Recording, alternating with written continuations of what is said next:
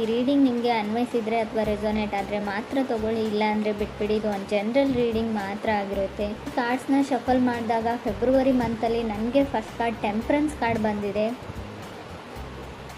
Temperance card ಬಂದಿರೋದ್ರಿಂದ so ನೀವು ಏನೋ ಟ್ರೈ ಮಾಡ್ತಾ ಇದ್ದೀರಾ, ಸೊ ಯಾರನ್ನಾದ್ರೂ ಕೇರ್ ಮಾಡ್ತಾ ಇದ್ದೀರಾ ಅಥವಾ ನಿಮ್ಮನ್ನು ಯಾರಾದರೂ ಲವ್ ಆ್ಯಂಡ್ ಟೇಕ್ ಕೇರ್ ಮಾಡ್ತಾ ಇದ್ದಾರೆ. ಸೊ ಸೆಂಟರ್ ಇದ್ದೀರಾ, ಗ್ರೌಂಡೆಡ್ ಇದ್ದೀರಾ ಅಂತ ಹೇಳ್ಬೋದು ಸದ್ಯಕ್ಕೆ. ಬಟ್ ಬಿಗ್ಗರ್ ಆ್ಯಂಡ್ ಬ್ರೈಟರ್ ಫ್ಯೂಚರ್ನ ಕೂಡ ಇಂಡಿಕೇಟ್ ಮಾಡುತ್ತೆ temperance card. Very caring energy. ನಿಮ್ಮ ಸುತ್ತಮುತ್ತಲ ಇರೋರೆಲ್ಲರೂ ನಿಮ್ಗೆ ತುಂಬ ಕೇರ್ ಮಾಡ್ತಾ ಇದ್ದಾರೆ, ಅಥವಾ ನಿಮ್ಮ ಮನೇನ ಡೆಕೋರೇಟ್ ಮಾಡ್ತಾ ಇದ್ದೀರಾ, ಅಥವಾ ನೀವು ಕನೆಕ್ಟ್ ಆಗಿರೋ ವ್ಯಕ್ತಿ ನಿಮ್ಮನ್ನು ತುಂಬ ಕೇರ್ ಮಾಡ್ತಾ ಇದ್ದಾರೆ, ಅಥವಾ ನೀವು ಕೇರ್ ಮಾಡ್ತಾ ಇದ್ದೀರಾ. ಸೊ ತುಂಬ ಡ್ರೀಮ್ಸ್ ಇದೆ, ತುಂಬ ಕನಸುಗಳನ್ನ ಕಟ್ಕೊಳ್ತಾ ಇದ್ದೀರಾ. ನೀವು ಮೀನ ಅಥವಾ ಕಟಕ್ ರಾಶಿಯವ್ರ ಜೊತೆ ಕನೆಕ್ಟ್ ಆಗಿರ್ಬೋದು. ಟೆಂಪ್ರೆನ್ಸ್ ಕಾರ್ಡ್ ಬಂದಿರೋದ್ರಿಂದ ಹೇಳೋದಾದರೆ ಮೀನ ಅಥವಾ ಕಟಕ್ ರಾಶಿ, ನೀವು ಯಾವುದೇ ರಾಶಿಯವ್ರ ಜೊತೆ ಕೂಡ ನಾರ್ಮಲಿ ಕನೆಕ್ಟ್ ಆಗಿರಬಹುದು.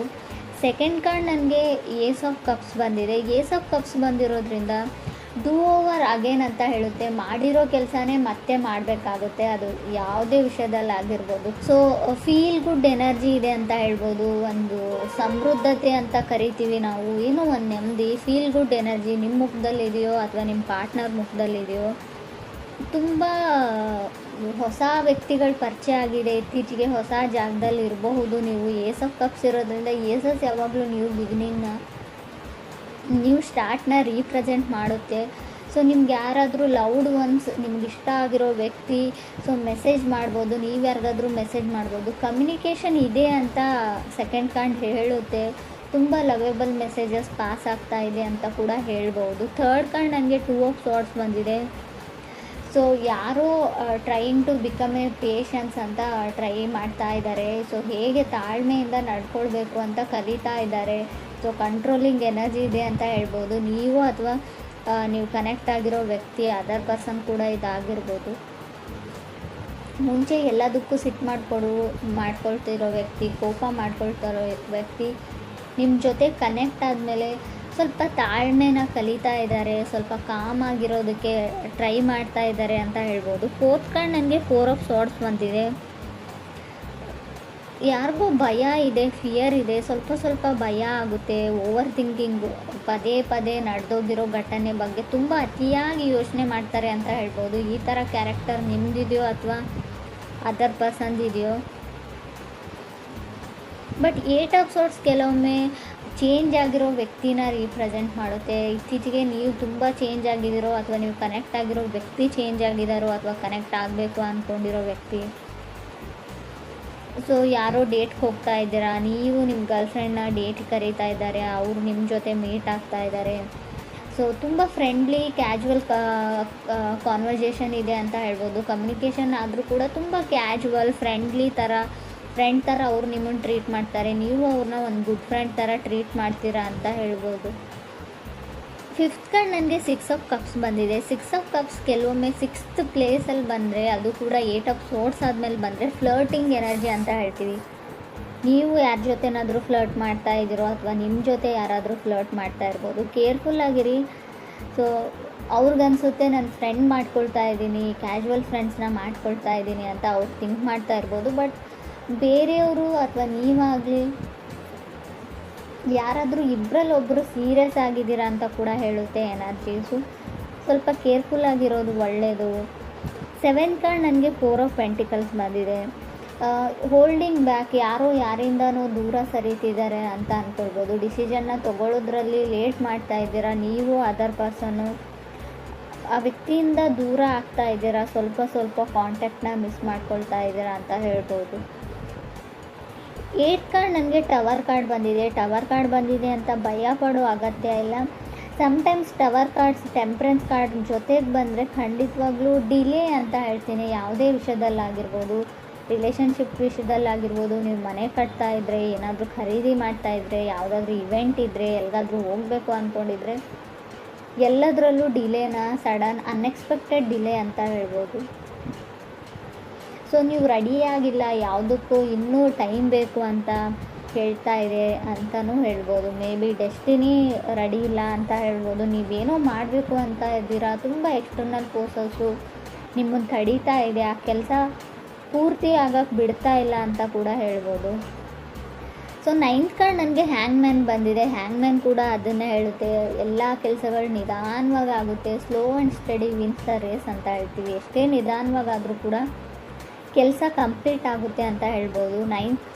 10th ಕಾರ್ಡ್ ನನಗೆ 5 ಆಫ್ ಸಾರ್ಡ್ಸ್ ಬಂದಿದೆ. ಹುಷಾರಾಗಿರಿ, ಮೇ ಬಿ ಬ್ರೇಕಪ್ಸ್ನ ಹೇಳ್ತೀನಿ, 5 ಆಫ್ ಸಾರ್ಡ್ಸ್, ಡಿವೋರ್ಸ್ನ ಹೇಳ್ತೀನಿ.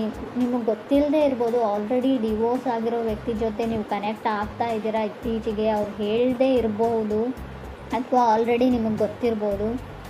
5 ಆಫ್ ಸಾರ್ಡ್ಸ್ ಕೆಲವೊಮ್ಮೆ ಮನೆಯಲ್ಲಿ ಡ್ರಾಮಾ ಫೈಟ್ಸ್ನ ರೀಪ್ರೆಸೆಂಟ್ ಮಾಡುತ್ತೆ, ಸಣ್ಣ ಪುಟ್ಟ ಜಗಳನೂ ದೊಡ್ಡದಾಗಿ. ಸೊ ಮೇ ಬಿ ಡಿವೋರ್ಸ್ವರೆಗೂ ಹೋಗಿರ್ಬೋದು.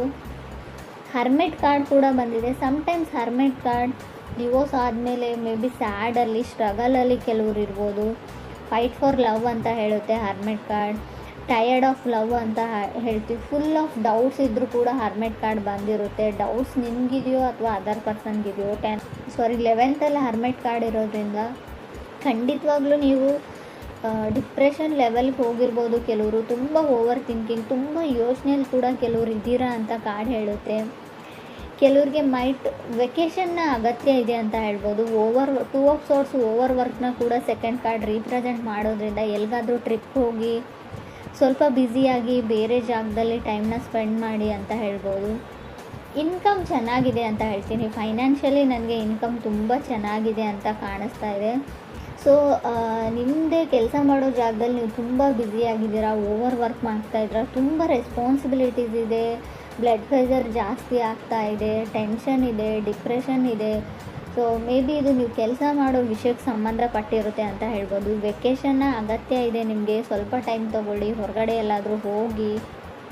ಸೊ ಕೆಲವ್ರು ರೆಡಿಯಾಗಿದ್ದೀರಾ, ಕೆಲವ್ರದ್ದು ಮದುವೆ ಕೂಡ ಫಿಕ್ಸ್ ಆಗಿದೆ ಅಂತ ಅಂದ್ಕೊಳ್ತೀನಿ ನಾನು. ಏಸ್ ಆಫ್ ಕಪ್ಸ್ ಇರೋದ್ರಿಂದ ಆಲ್ರೆಡಿ ಮದುವೆ ತುಂಬ ರೀಸೆಂಟಾಗಿ ಮದುವೆ ಆಗಿರ್ಬೋದು. 15 ಡೇಸ್ 1 ಮಂತಲ್ಲಿ ಕೆಲವ್ರು ಮದುವೆ ಇರ್ಬೋದು ಮುಂದೆ, ಅಥವಾ ಆಲ್ರೆಡಿ ಮದುವೆ ಆಗಿರಬಹುದು ಅಂತ ಹೇಳ್ತಾ ಇದೆ. ಮೇ ಬಿ ಇದು 1.5 ಡೇದು ಕೂಡ ನಾನು ಕೌಂಟ್ ಮಾಡ್ತೀನಿ. 2 ಡೇಸ್ ಆಯಿತು, 1 ಡೇಸ್ ಆಯಿತು, ಗೊತ್ತಿಲ್ಲ ನನಗೆ. ನಾನು ರೀಡಿಂಗ್ ನೋಡುವಾಗ ಇದು ನಿಮ್ಗೆ ಅನ್ವಯಿಸುತ್ತೆ ಅಂತ ಅಂದ್ಕೊಳ್ತೀನಿ.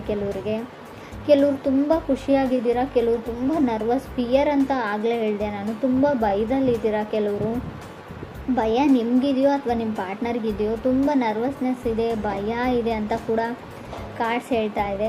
ಬಟ್ ಟವರ್ ಕಾರ್ಡ್ ಇರೋದ್ರಿಂದ ಹೆಲ್ತಿನ ವಿಚಾರದಲ್ಲೂ ಕೂಡ ನೀವು ತುಂಬ ಗಮನ ಕೊಡಬೇಕು. ಅನ್ಎಕ್ಸ್ಪೆಕ್ಟೆಡ್ಲಿ ಹೆಲ್ತ್ ಹಾಳಾಗುವಂಥ ಚಾನ್ಸಸ್ ಇದೆ.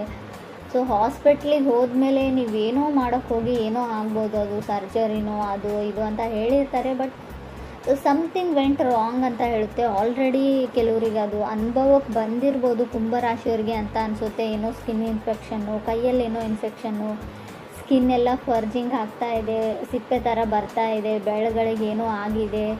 ಸೊ ಏನೋ ಸಣ್ಣ ಪುಟ್ಟ ಇನ್ಫೆಕ್ಷನ್ಸ್ ಆಗುವಂಥ ಚಾನ್ಸಸ್ ಕೂಡ ಇದೆ. ನನಗೆ ಗೊತ್ತು ಇದು ಲವ್ ಲೈಫ್ ರೀಡಿಂಗ್, ಆದರೂ ಕೂಡ ಕಾರ್ಡಲ್ಲಿರೋದನ್ನು ನಾನು ಹೇಳ್ತಾ ಇದ್ದೀನಿ.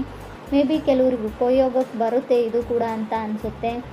ಇನ್ನು ಲವ್ ಲೈಫ್ ವಿಚಾರಕ್ಕೆ ಬಂದರೆ ಸ್ವಲ್ಪ ಜಗಳನ ಹೇಳ್ತೀನಿ, ಬ್ರೇಕಪ್ನ ಹೇಳ್ತೀನಿ. ಆಲ್ರೆಡಿ ಮದುವೆ ಆಗಿರೋರಿಗೆ ತುಂಬ ಜಗಳ ಮತ್ತು ಡಿವೋರ್ಸ್ವರೆಗೂ ಹೋಗುವಂಥ ಚಾನ್ಸಸ್ ಇದೆ. ತುಂಬ ಯೋಚನೆ ಮಾಡಬೇಡಿ. ಮಿಸ್ಅಂಡರ್ಸ್ಟ್ಯಾಂಡಿಂಗ್ ಕೂಡ ನನಗೆ ಕಾರ್ಡ್ಸಲ್ಲಿ ಕಾಣಿಸ್ತಾ ಇದೆ. ಟವರ್ ಕಾರ್ಡ್ ಇರೋದ್ರಿಂದ ಮಿಸ್ಅಂಡರ್ಸ್ಟ್ಯಾಂಡಿಂಗ್ ಆಗೋದ್ರ ಜೊತೆಗೆ ಅದನ್ನು ನೀವು 100% ನಂಬ್ತೀರಾ ಕೂಡ.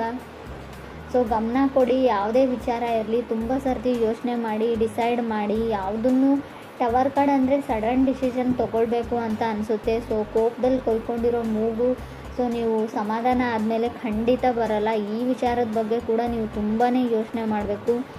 ಕೆಲವ್ರಿಗೆ ನನಗನ್ಸುತ್ತೆ ಹ್ಯಾಂಗ್ಮ್ಯಾನ್ ಇರೋದ್ರಿಂದ ನಿಮಗೆ ಡಿಲೇ ಮಾಡೋಕ್ಕಿಷ್ಟ, ನೀವೇ ಯಾವುದನ್ನು ತುಂಬ ಎಳಿತಾ ಇದ್ದೀರಾ, ಯಾರಿಗೂ ತುಂಬ ಕಾಡಿಸ್ತಾ ಇದ್ದೀರಾ ಅಂತ ಕೂಡ, ನೋ ಹೇಳ್ತಾ ಇದ್ದೀರಿ ಅಂತ ಕೂಡ ಕಾರ್ಡ್ ಹೇಳುತ್ತೆ.